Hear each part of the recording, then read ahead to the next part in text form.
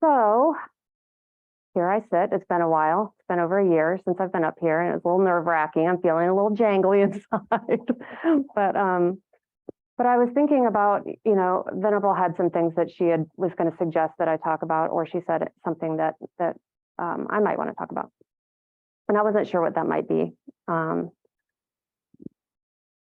But it kind of occurred to me in the course of sitting, what would make a lot of, and it turned out it's going to make a lot of sense with the course that we are in right now. Supplementary mind trainings and cultivation, supplementary mind trainings and practices for cultivation. We've been talking a lot about mind training and shifting the mind. And, my understanding of shifting the mind, the way we've understood it from His Holiness Buddha Master, is really, it was around those 7 points of contemplation that we talk about: the dream, this precious human birth, etc. But lately I'm understanding it in a much different way, a much more expansive way, of the importance of shifting the mind to correct view all the time, no matter what. And that the mind, I love that saying, there's no Buddha outside the mind. I actually wrote down the Bodhidharma quote: only the mind is Buddha, only Buddha is the mind. Buddha exists not outside the mind. Mind exists not outside of Buddha. So really realizing the importance of mind and how it is the single factor that drives all of our actions, and then which creates the karma that binds us or frees us. So one of the things that I've struggled with personally is in the mornings, my mind, and these are things I'm just reflecting on. I think I came into this world with some, I guess we all did, with pretty entrenched ways of being, and grooves of thought or grooves of belief. And some of those manifest for me first thing in the morning when I wake up. I'll notice that my mind gets busy, and it can derail me right away if I let it.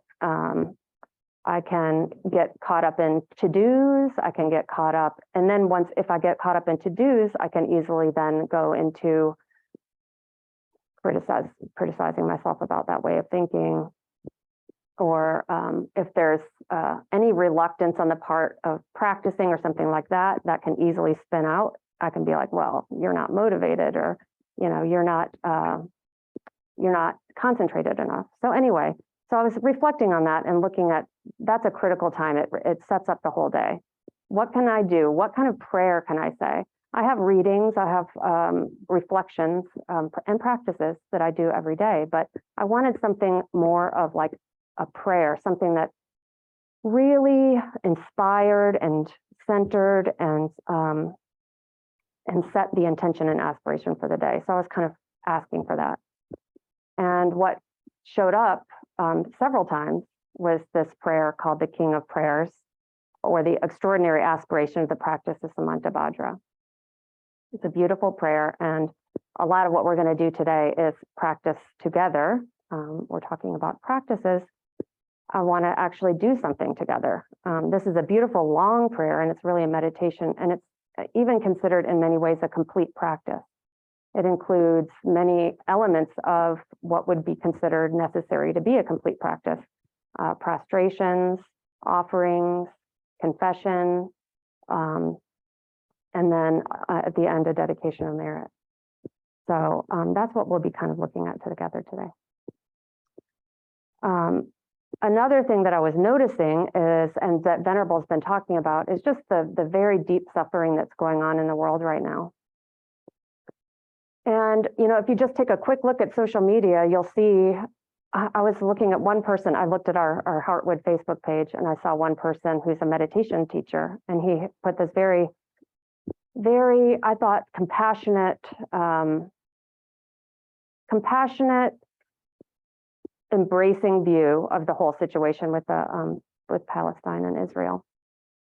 But in the comments, of course, there was somebody that was saying, you and this Buddhist group need to come out strongly against Hamas and take a stand, and this is you're bypassing. And so it just reminded me how easily we can get caught in that place. And and that everything outside is inside. You know, the violence that's happening across the world, we have in us. We have in us. You know, I'm aware that at times, this practice is wonderful because it allows us to really look deeply at our own behavior, and that's what we're doing. That's the practice. So I notice at times if I'm feeling vulnerable or anxious, I sometimes will become irritable or angry, and that can take place. That can then be acted out towards someone. And that might be overt or it might be covert. It might be energetic. It might be verbal. It might be physical. Probably not, but anyway, it's harmful. And so again, that judgment, that any kind of judgment or criticism, it is reflected in us and it gets displayed out of us. And that's therein, you know, here we are. So there was a good example of that. I had my 50th birthday, as most of you know, about a week ago. And I have a twin sister, so we shared that birthday, and my other sister and my brother wanted to take us on a trip to mark the occasion. And we had a really wonderful week together. It was very harmonious. We really enjoyed each other. And we were at the beach most of the time, this very, very peaceful, nurturing space where we were all just kind of supporting each other and doing great. But one night we had plans to go into Charleston, the city of Charleston, to have dinner together to, the big birthday dinner. And when we walked there, and there was a huge shift in the energy of the experience that we were having at the beach. It was just lots of people drinking, lots of people wearing hardly any clothes, lots of just the energy shifted. There was just something that we all then felt and recognized. So out of all this harmonious week, we sit down together to have dinner and it immediately implodes.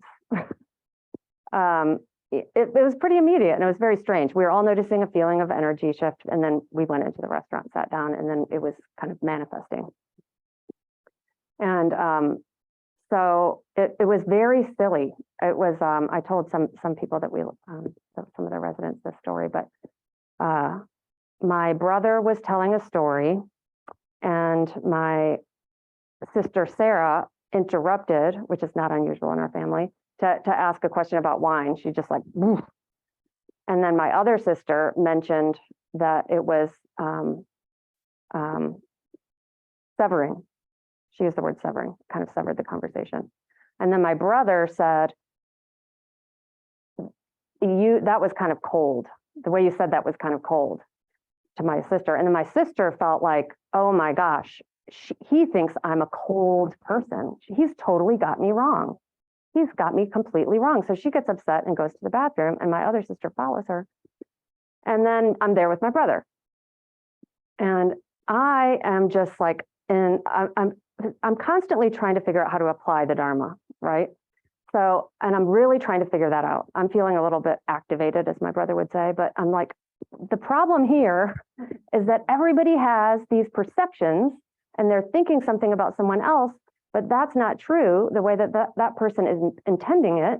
So there's all this conflict happening and it's unnecessary.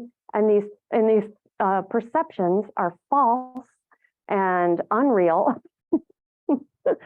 and dangerous. So that's what I was expressing to my brother. Oh my gosh. So he got really mad at me, and he never gets mad at me. He got really mad at me. We're sitting there. And he said something about how we're not in the monastery. And then he felt really bad for saying that.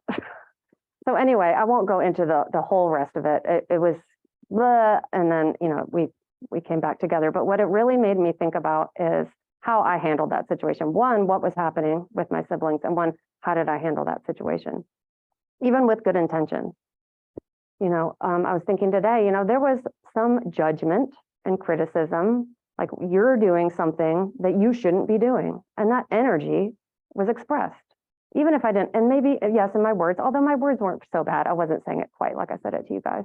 I said something about how perceptions are being dangerous and people are,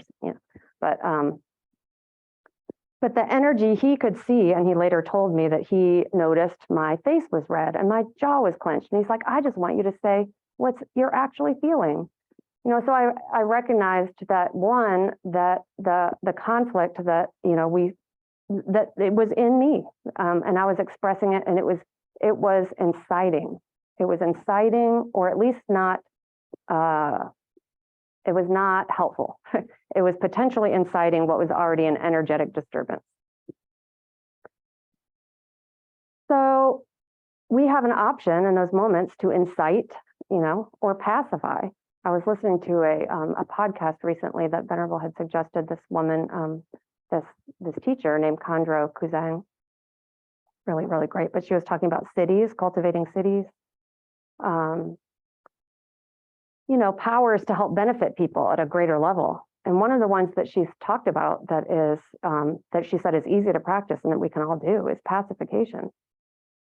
And it made me think about that particular situation. How can you bring your energy and your intention and your words into that situation to pacify, to bring down the charge and to help people really hear each other? So, so shifting the mind,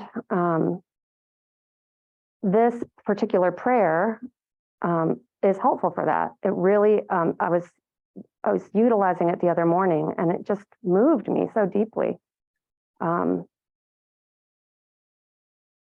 It shifted me to, like, from a place of potential, it could go in any direction, to compassion, to devotion, to a deeper compassion, where I was feeling so much the suffering of the world, but it was not really ego-based, and love. So it's an aspirational prayer. It's really, it summarizes the practices and views of a bodhisattva. So it is high, high aspiration. So when we go through it, just keep that in mind. The aspiration may not be one that you have right now, but perhaps it can be an aspiration to have that aspiration.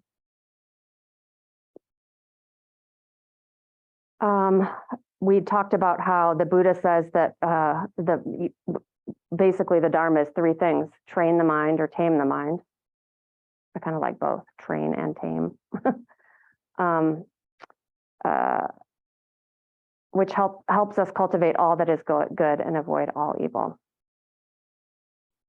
So this helps us do that. And it also has the benefits of helping purify negativities and creating virtue. I mentioned that it's kind of a complete practice, and that it has the prostrations, the offerings, and the dedication of merit, and the confession and repentance. It also includes, I'm just going to say a little bit more about this, and then we can practice it together.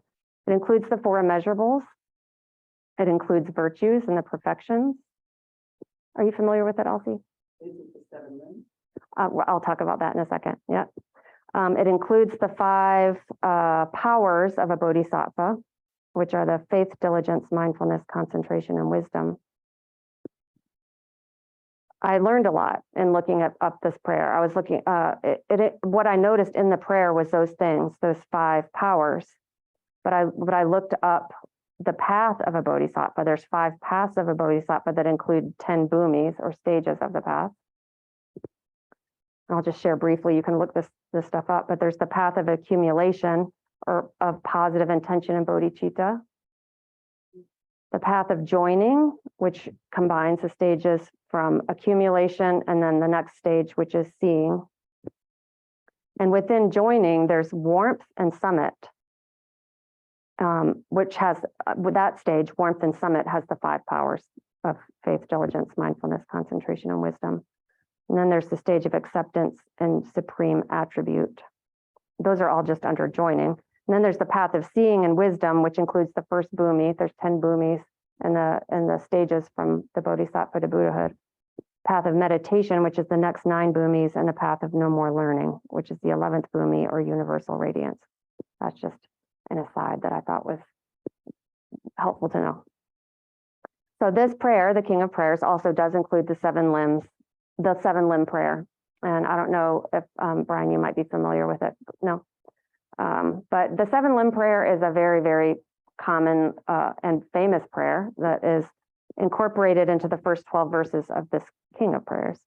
And it's an important prayer across lineages and across levels of practice. You can utilize it at all levels and at all stages, and it's a really beautiful thing to recite and try to actualize. And I'll go through those steps. It's also included in the Mahamudra of Liberation, and the second part of the Mahamudra of Liberation. Buddha Master includes it. So that, the 7-limb prayer, is an effective means of purifying negative karma, dispelling inner and outer obstacles, and increasing positive potential. So what is the 7-limb prayer? It is one, to show reverence to all the Buddhas, prostrating with body, speech, and mind. And you can think about that. That's really helping us develop humility and reverence. Venerable talks about this. These practices are meant to plant seeds. What I think about with this King of Prayers is that it's like if you had the most potent seeds in the world and you were just like tossing them out, you know, you're really, it might not sprout in this life. It might, you're planting seeds for future lives. You're saying, I never want to be separated from the Dharma. I am throwing these seeds. So these are some of those things that the seeds. Showing reverence to all the Buddhas, prostrating with body, speech, and mind. Broadly practice making offerings, both set out and imagined. And you can imagine, you know, what is making offerings generate for us? It generates gratitude. It generates generosity. It generates non-attachment. We're thinking of all the things, and when we're doing some of these offerings, and we'll look at that, and some of you probably do these offerings at home, you're thinking of the most beautiful things, and you're giving them away, including your body sometimes, or your friends, or your wealth, your good fortune, and not just in this life, but in past and future lives. You're thinking of, you know, so that's really helping us consider what are those things and how can we offer them? How can we free ourselves from them, really? But it helps us with non-attachment. And then we look at the third limb is repentance or confession with the 4 opponent powers. So when we're, you know, you think of Vajrasattva practice as an example of a separate practice that focuses on repentance and confession. And that also you have to have the 4 opponent powers. I'm using a lot of words, but within the Vajrasattva practice, you really want to be thinking about a couple of things. Regret for the action that you took, that you're confessing. You know, you're like, wow, you know, that was something I recognize as unhelpful or unwholesome. I don't want to do it again. And then reliance on the triple gem. You're saying, I have the standard here in front of me, and that's what I'm going to rely on. The Buddha showed us the way, the Dharma teaches us the way, and the Sangha supports us in carrying it out. So we're relying on that. And then the remedy of the practice itself, the practices help us. So we're going to use that practice. And then resolution not to repeat the negativity. So you want to hold those things in your power, and when you're confessing or making that kind of repentance. And that helps us with correction and insight. We're learning a lot about ourselves. You know, that's really how we grow and learn, is we're really looking at ourselves and saying, what's happening here when I've noticed something, you know, not going well, or a situation, you know, like I was talking about earlier, where there was maybe some tension building. Let me dissect that a little bit. So we're looking at that, and how can I not repeat that or do things a different way? And then it just helps us with being reflective. You know, we're learning a lot of times. I know for myself, I avoided reflection for a while, for years. You know, when I was upset, I would just drink some wine, you know, or, you know, zone out on something. So we're honing the skill of just even reflection and honesty with ourselves, which is a hard thing, but so important. And it starts to feel good. You know, it's like, I don't know, what am I trying to protect here? So the 4th limb is rejoicing in our own and others' virtue. And that helps us cultivate joy and just goodwill. And and compassion for ourselves. When we're seeing ourselves doing something good or someone else doing something good or following, the aspiration or the intention that they set, we can rejoice. The fifth limb is to beseech Buddhas to stay in this world. Sorry, fifth. Beseech Buddhas to stay in this world, and to always and then the next one, and to always turn the wheel of Dharma to teach us and guide us.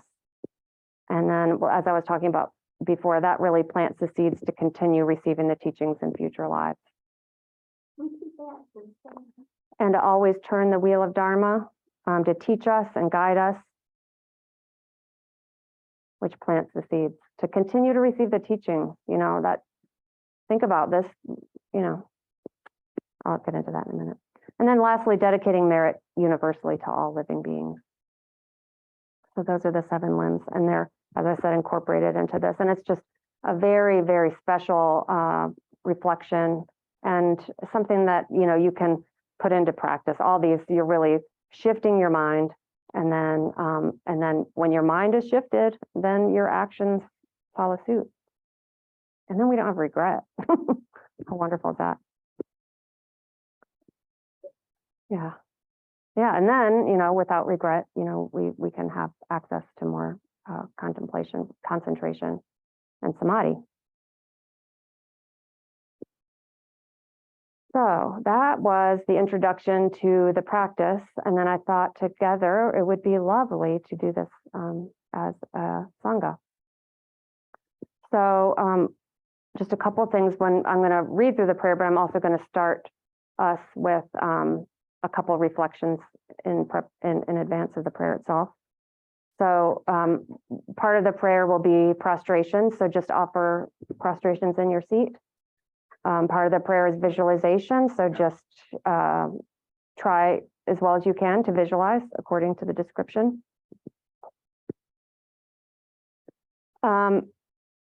If you have trouble accepting, try not to reject, just allow, just let it be there, just receive it.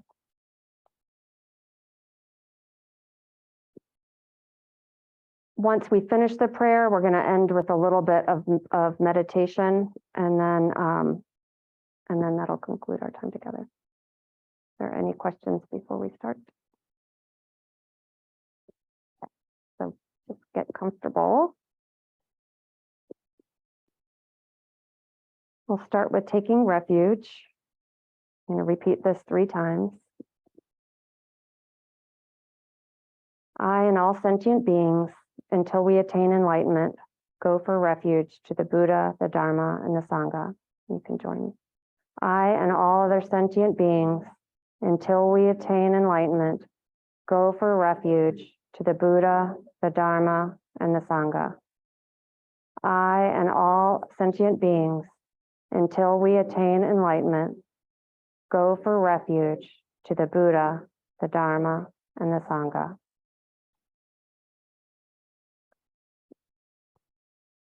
I want to take a minute just to reflect on impermanence. So again, you can just kind of close your eyes and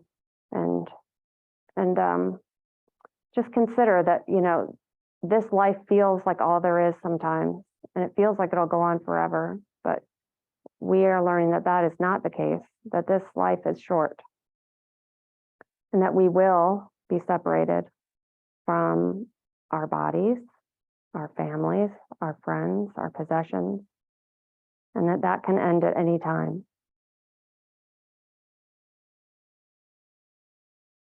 We reflect on the fact that samsara is painful. Even when the conditions are good and we have even wealth or good friends or good jobs, our minds cause us suffering. The things that we like that we can't have, the things that we don't like that are thrust upon us, we suffer. And in the human realm, there are many sufferings, but we don't know, we don't have control over where we go next. So we've likely had many lives of greater suffering than the suffering that we're experiencing now. At this particular time, we have the freedoms and advantages to practice. And we have true Dharma, correct Dharma. We do not want to squander that. We have the capacity, mental and physical capacity to practice. We have a wonderful spiritual guide and teacher who helps us understand the profound teachings and how to apply them in our lives. She helps guide us when we have individual hindrances or strengths that need encouragement or discouragement. She helps us with those things. How lucky are we? We have this Sangha where we can hold each other on this path and be truthful with each other.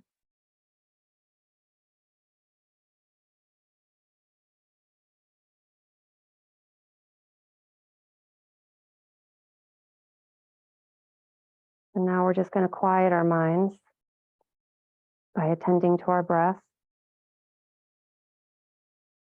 And we'll help quiet our minds by counting some of our breaths. Take a few minutes to just count the breaths to a count of 10. Take a few rounds. And then we'll begin the prayer.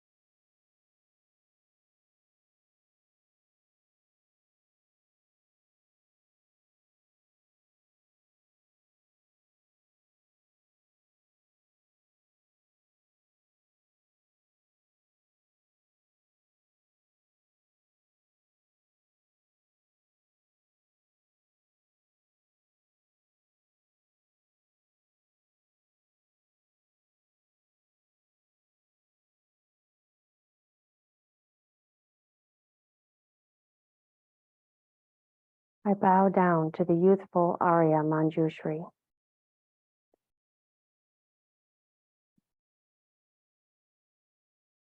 You lions among humans, gone to freedom in the present, past, and future, in the worlds of 10 directions, to all of you with body, speech, and sincere mind, I bow down.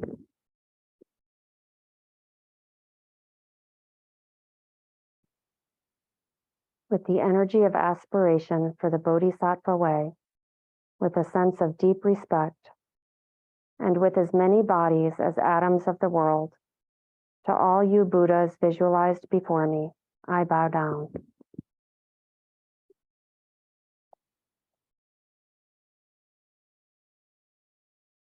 On every atom are Buddhas, numberless as atoms, each amidst a host of bodhisattvas.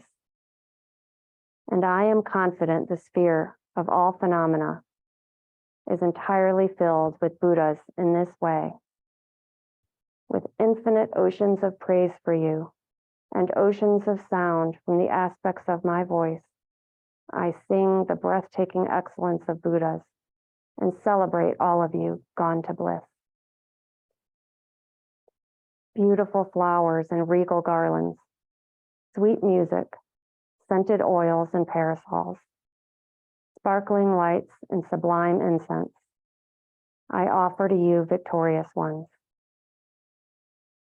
Fine dress and fragrant perfumes, sandalwood powder heaped high as Mount Meru, all wondrous offerings in spectacular array, I offer to you, victorious ones. With transcendent offerings, peerless and vast, with profound admiration for all the Buddhas, with strength of conviction in the Bodhisattva way, I offer and bow down to all victorious ones.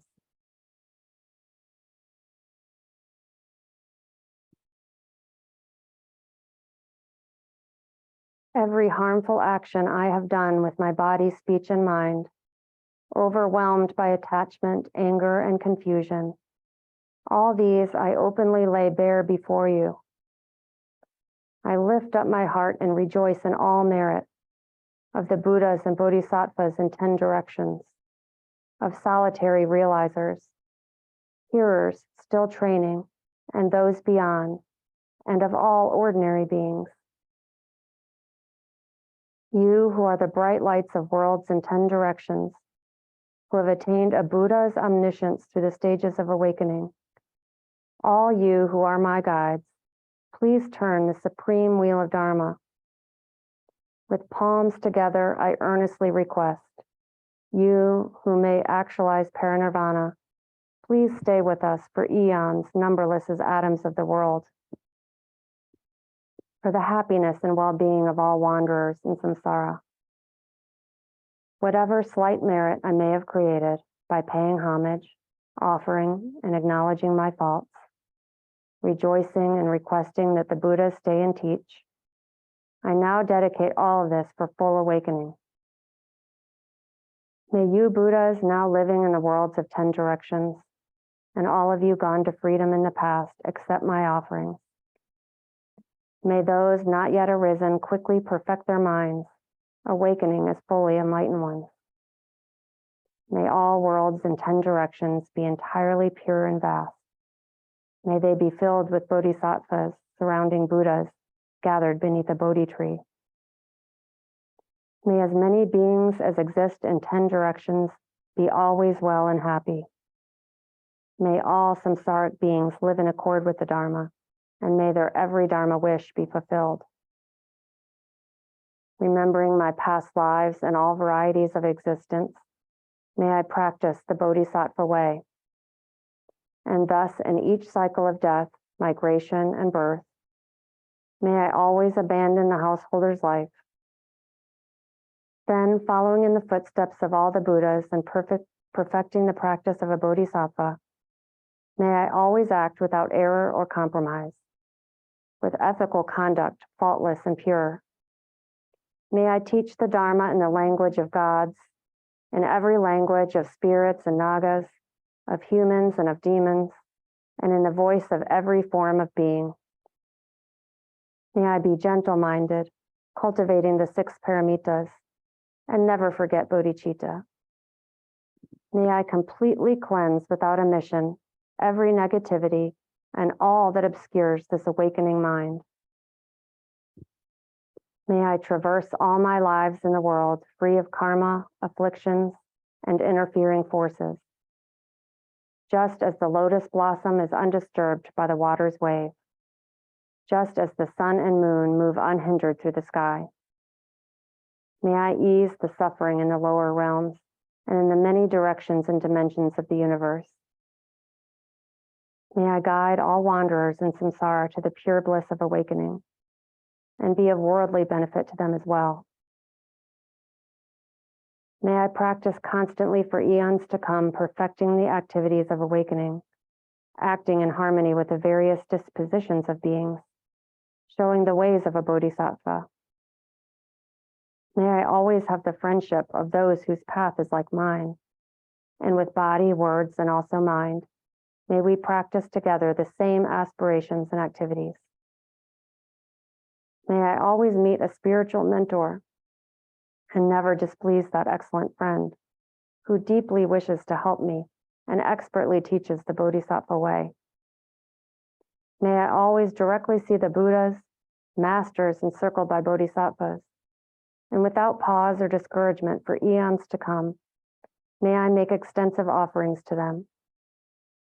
May I hold within me the Buddha's genuine Dharma, illuminate everywhere the teachings that awaken, embody the realizations of a Bodhisattva, and practice ardently in all future eons. While circling through all states of existence, may I become an endless treasure of good qualities, skillful means, wisdom, samadhi, and liberating stabilizations.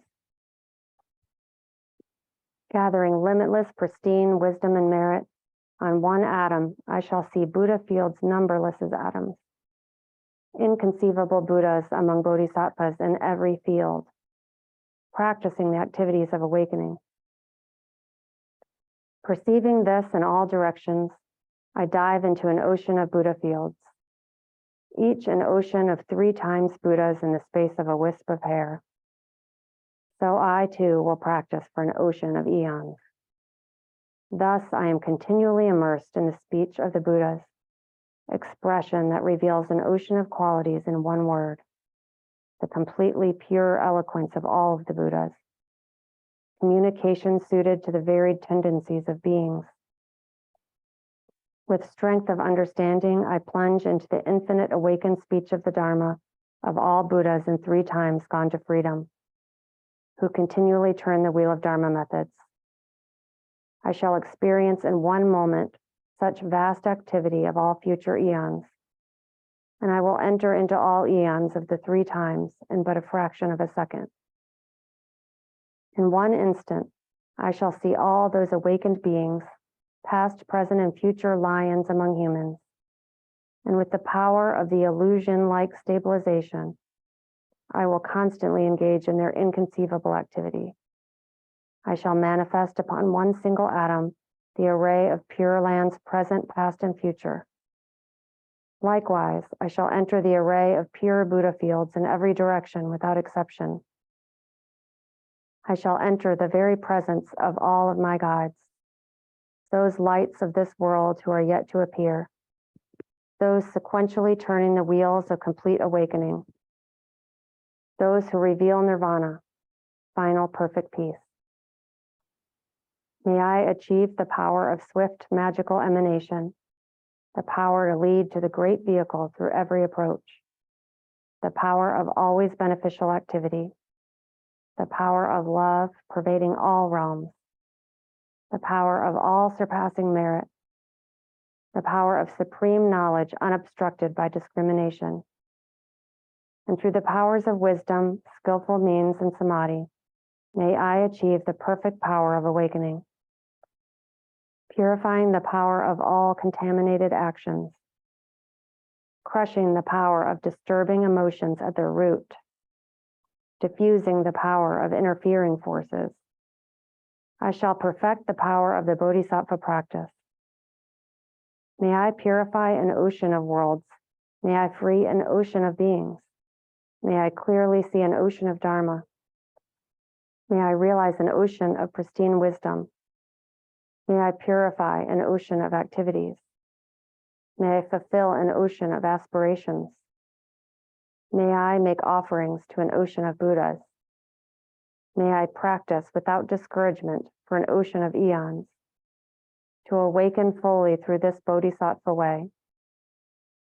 I shall fulfill without exception all of the diverse aspirations of the awakening practice of all Buddhas gone to freedom in the 3 times everywhere, in order to practice exactly as the wise one called Samantabhadra, all-embracing good, the elder brother of the sons and daughters of the Buddhas. I completely dedicate all this goodness. Likewise, may I dedicate just as the skillful Samantabhadra, with pure body, speech, and mind, pure actions, and pure Buddha fields. I shall give rise to the aspirations of Manjushri, for this Bodhisattva practice of all-embracing good, to perfect these practices without discouragement or pause in all future eons. May my pure activities be endless. my good qualities boundless, and through abiding in immeasurable activity, may I actualize infinite emanations. Limitless is the end of space. Likewise, limitless are living beings. Thus, limitless are karma and afflictions. May my aspirations reach be limitless as well. One may offer to the Buddhas all wealth and adornments of infinite worlds in 10 directions, and one may offer during eons numberless as atoms of the world, even the greatest happiness of gods and humans.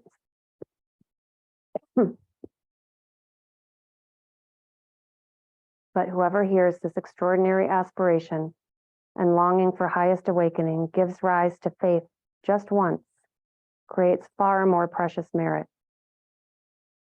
Those who make this heartfelt aspiration for the Bodhisattva way will be free of all lower rebirths, free of harmful companions, and will quickly see Amitabha, infinite light. And even in this very human life, they will be nourished by happiness and have all conducive circumstances. Without waiting long, they will become like Samantabhadra himself. Those who give voice to this extraordinary aspiration will quickly and completely purify the 5 boundless harmful actions created under the power of ignorance.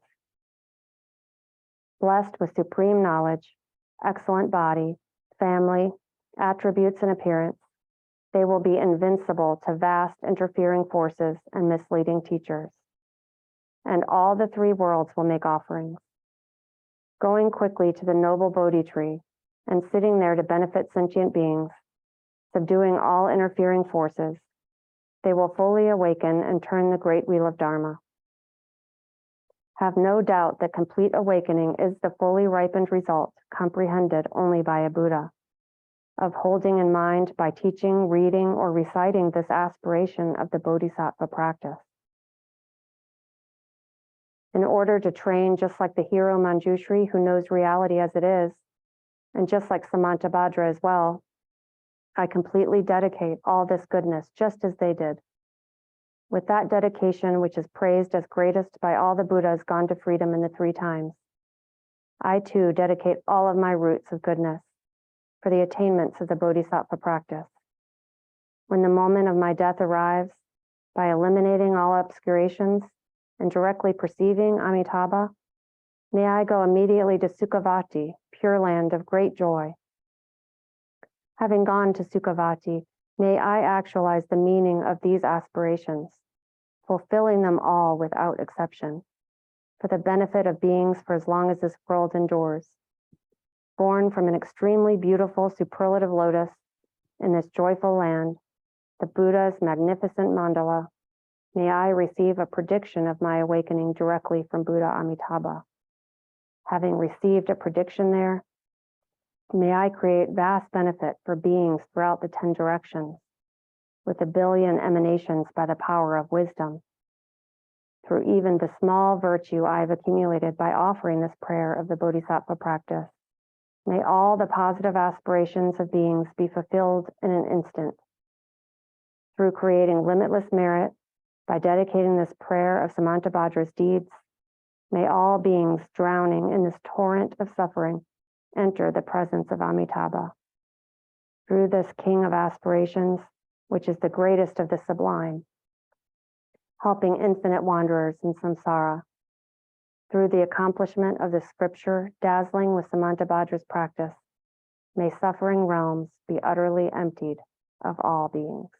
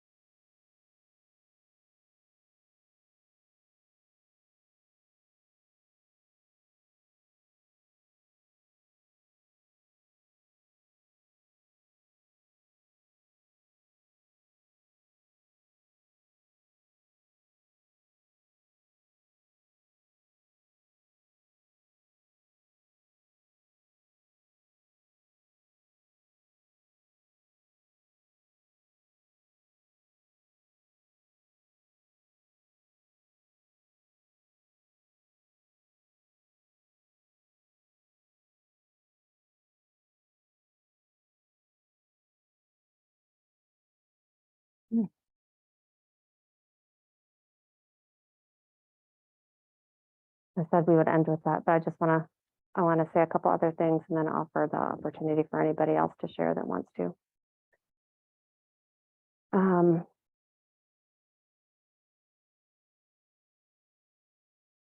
I have found that this is a wonderful, wonderful, as Venerable often says, perfumes the mind. It really just perfumes the mind to start the day.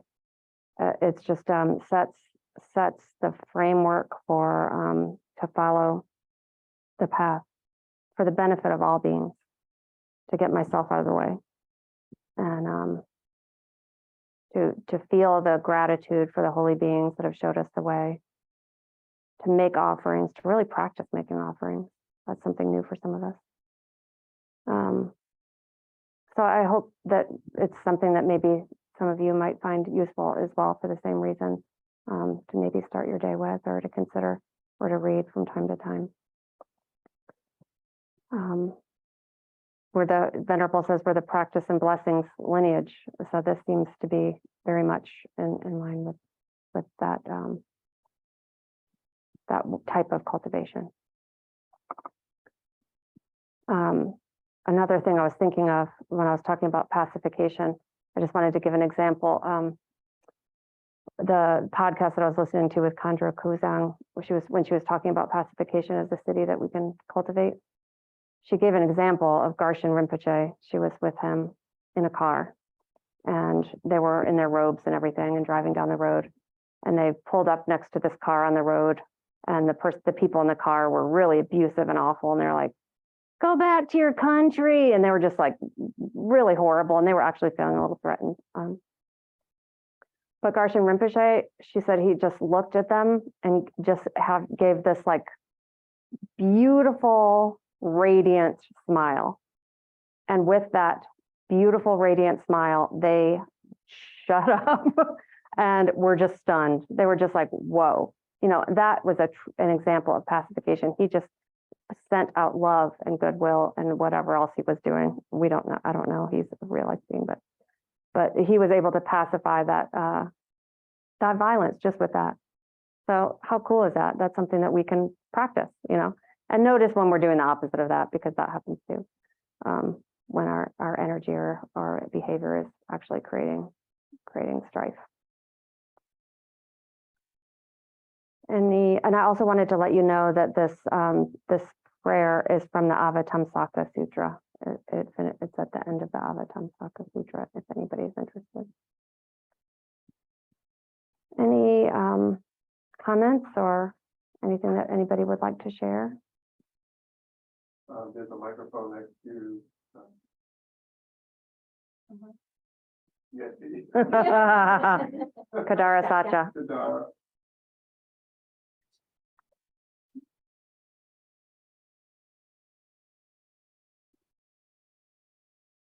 And also the overhead mic will work if you're close enough to it.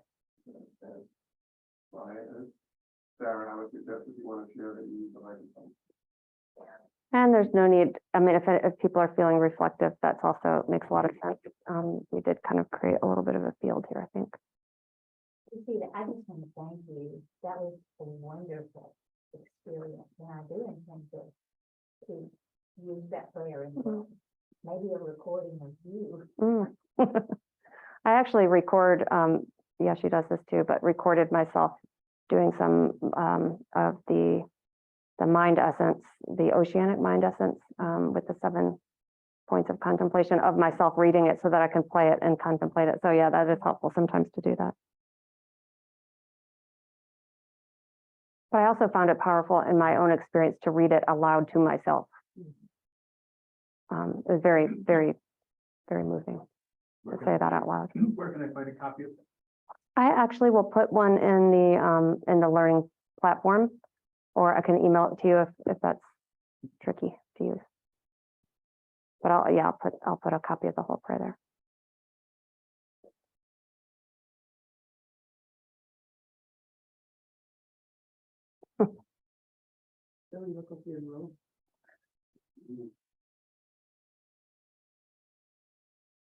Oh, I thought I had this working.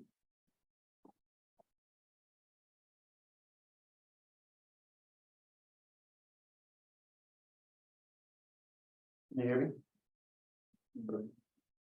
No, very, very useful for many different reasons. In my daily Dharma practice, which I take up each morning, I see that there's a tendency, there are, I start off with prostrations, and I do the Offering a mandala. mandala offering. And then as part of the Dharma that I have, there are preliminary practices, there are offerings, there are prayer, dedication, refuge, etc.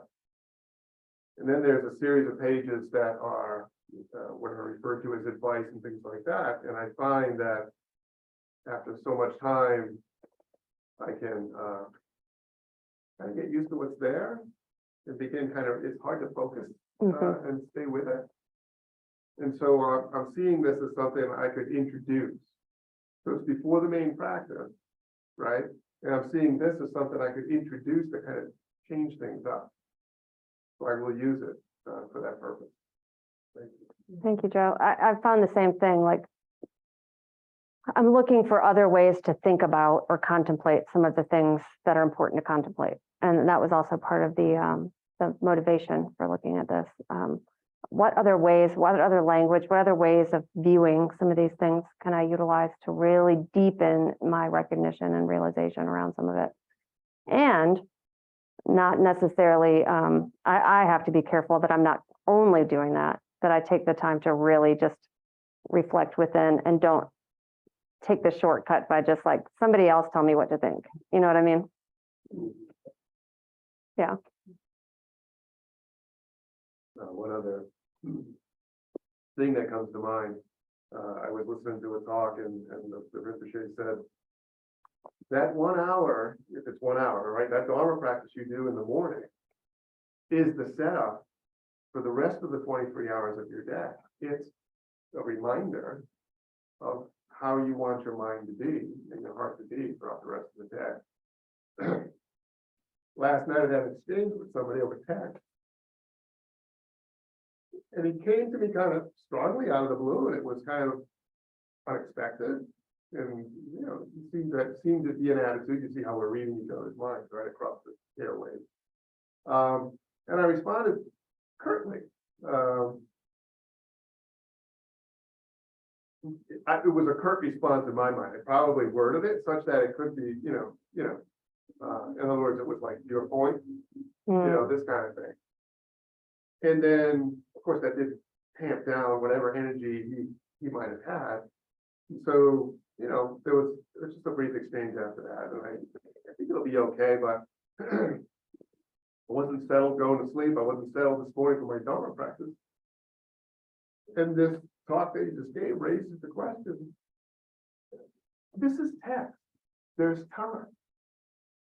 I didn't have to respond right away with what my heart leapt to, interpreting what was coming to me.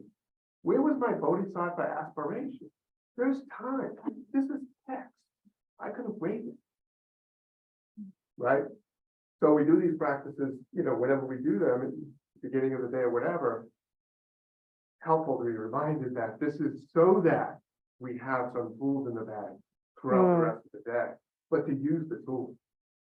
So this was a great experience for me.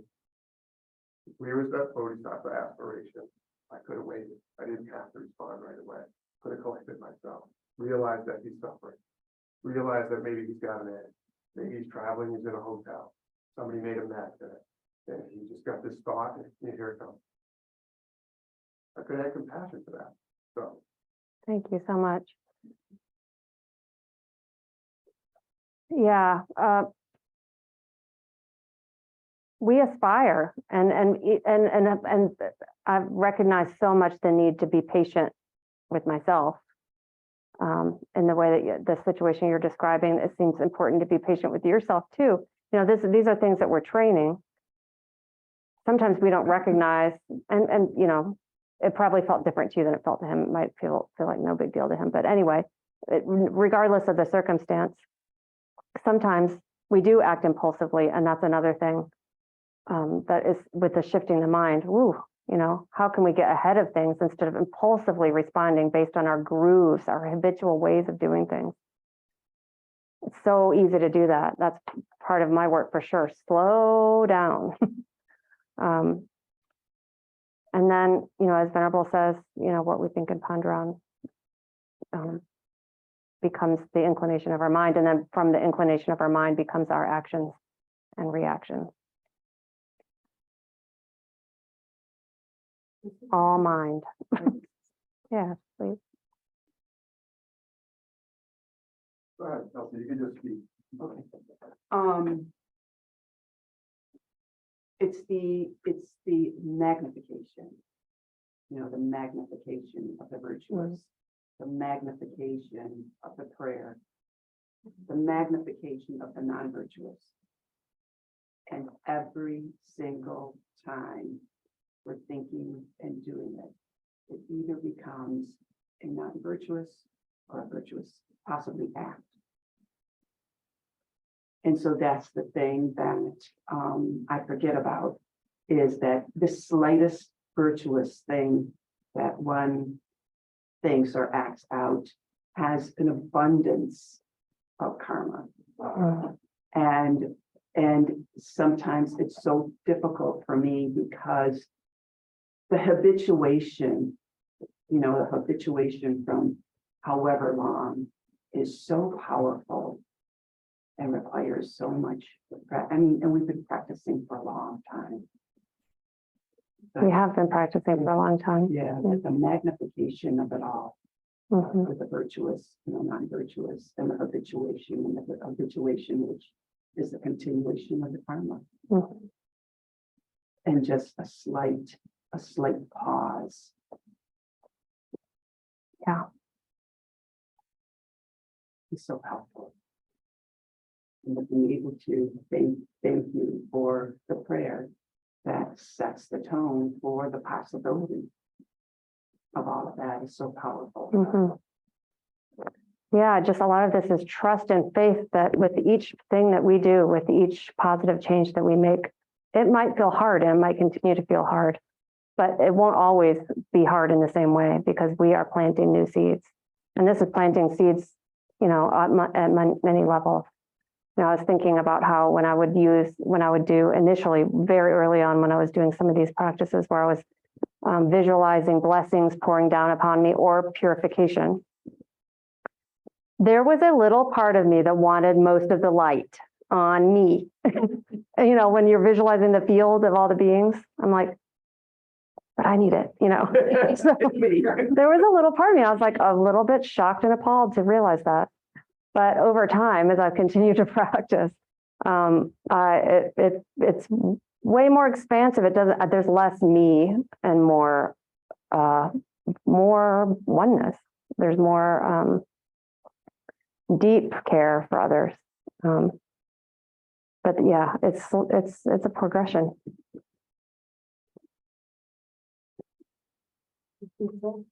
I just wanted to say that today's practice and how you let us do that prayer and time of reflection. My experience really interrupted a lot of my habit loops, and somehow there was a space created, and I felt so much more purified and strengthened. And also able to see 1 to 2 things I've been struggling with for a long time. So I just wanted to thank you for that. It was very helpful. So glad to hear that. Yeah. Thank you.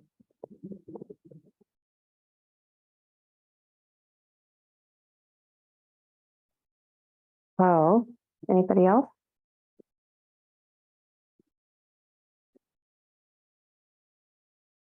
Is this a purification practice? It is.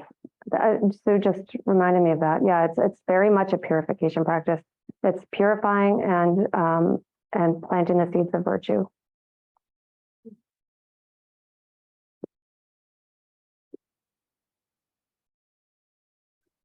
So we will keep David in our prayers and Sukha. wish Venerable and Soma a safe ride home. And we'll be back with Venerable to continue on Thursday. And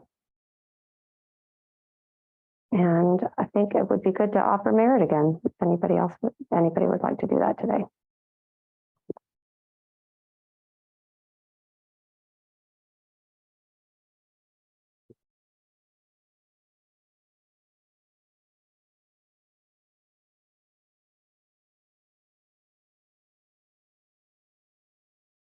May the merit of our practice here today go to the benefit of all beings everywhere. May all beings have the opportunity to encounter true Dharma and a life format that allows them to learn and practice capable teaching.